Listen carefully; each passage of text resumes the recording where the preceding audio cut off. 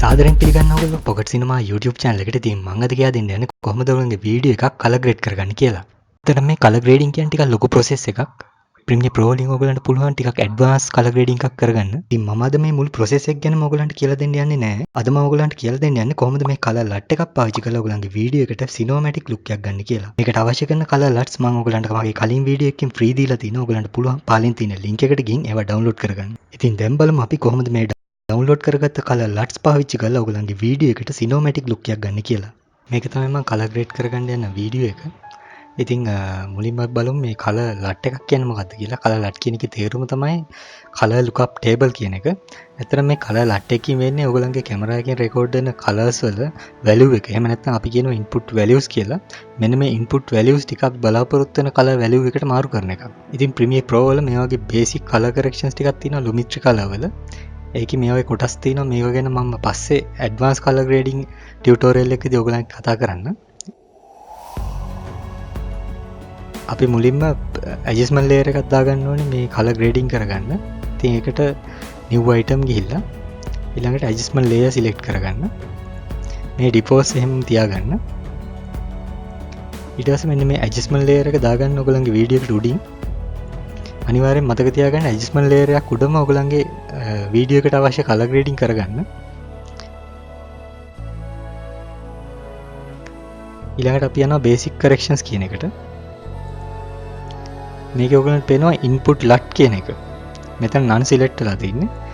මෙතනින් සිලෙක්ට් කරන මේක ඩිෆෝල්ට්ස් එනවා කලර් LUTs වගේක් තියෙනවා මේ Premiere Pro වලට. මෙතනදී මම කියා දෙන්න යන්නේ ඇත්තටම මේ කියන ඩිෆෝල්ට් කලර් LUTs ගැන නෙවෙයි.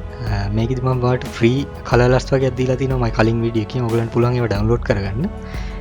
ඒවා දාගන්න මෙතනින් browse යන්න. browse ගියාම ඔයගලන්ගේ කම්පියුටර් එකේ ඒවා ඩවුන්ලෝඩ් වෙලා තියෙන තැන සිලෙක්ට් කරලා ඒ කලර් LUTs ටික තෝරගන්න. එතනින් පුළුවන් ඔයගලන්ට ඕනේ කලර් LUT එක කෙලින්ම වීඩියෝ එකට දාගන්න.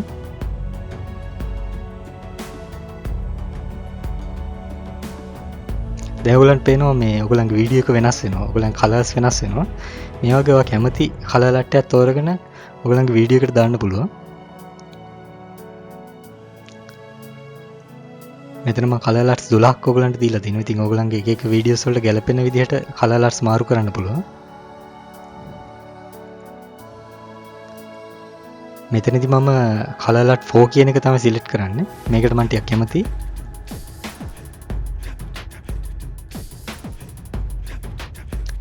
ඉතින් ඔයගලන්ගේ වීඩියෝ එකට සිනෝමැටික් ලුක් එකක් ගන්න පුළුවන් බ්ලැක් බාර් දෙකක් දාලා දෙපැත්තෙන්. ඉතින් ඒකට ඇඩ්ජස්ට්මන්ට් ලේයර් එකක් මුලින්ම දාගන්න ඕනේ.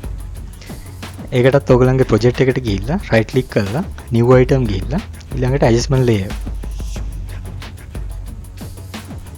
මේක ඕකේ කරන්න. ඇඩ්ජස්ට්මන්ට් ලේයර් එකක් ඒකට උඩින් දාගන්න. කලින් දාගත්ත ඇඩ්ජස්ට්මන්ට් ලේයර් එකට උඩින්. ඊට පස්සේ මෙන්න මේකට තමයි ඔයගලන්ගේ බ්ලැක් බාර් දෙක දාන්නේ. ඒකට ඉෆෙක්ට්ස් යන්න.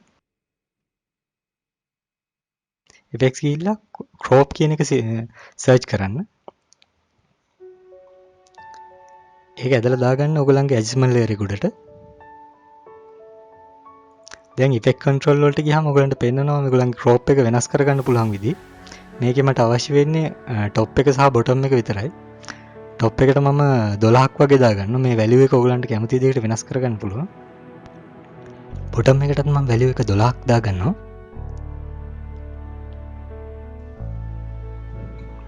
දැන් ඔයගලන්ට පේනවා ඔයගලන්ගේ වීඩියෝ එකට සිනෝමැටික් ලුක් එකක් ඇවිල්ලා තියෙනවා. ඉතින් මේ වගේ විවිධ කලර් LUTs පාවිච්චි කරලා ඔයගලන්ගේ වීඩියෝ එකට වෙනස් පෙනුමක් ගන්න පුළුවන්.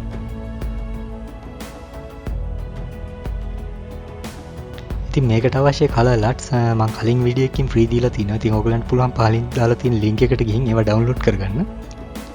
ඉතින් ඔයගොල්ලෝ try කරලා බලන්න මේ වගේ විවිධ කලර් LUTs විවිධ වීඩියෝ වලට දාලා ඔයගලන්ගේ travel videos, short films වලට මේ කලර් LUTs පාවිච්චි කරන්න පුළුවන්. ඉතින් මම හිතනවා ඔයගලන්ට තේරෙන්නේ නැති කියලා කොහොමද මේ කලර් LUT එකක් පාවිච්චි කරලා ඔයගලන්ගේ වීඩියෝ එකට සිනෝමැටික් ලුක් එකක් ගන්න කියලා. ඒ වගේම බ්ලැක් බාර් දෙකක් දාගන්න කියලා. ඔයගොල්ලෝ තාමත් මගේ channel එක subscribe කරලා නැත්නම් පහලින් තියෙන red button එක click කරලා මගේ channel එක subscribe කරන්න. ඒ වගේම bell button එක press කරන්නත් අමතක කරන්න එපා. ඉතින් මේ වගේ වැදගත් වීඩියෝ එකකින් අපි ආයෙත් හම්බ වෙනකන් රැඳිලා ඉන්න පොකට් සිනමා YouTube channel එකත් එක්ක.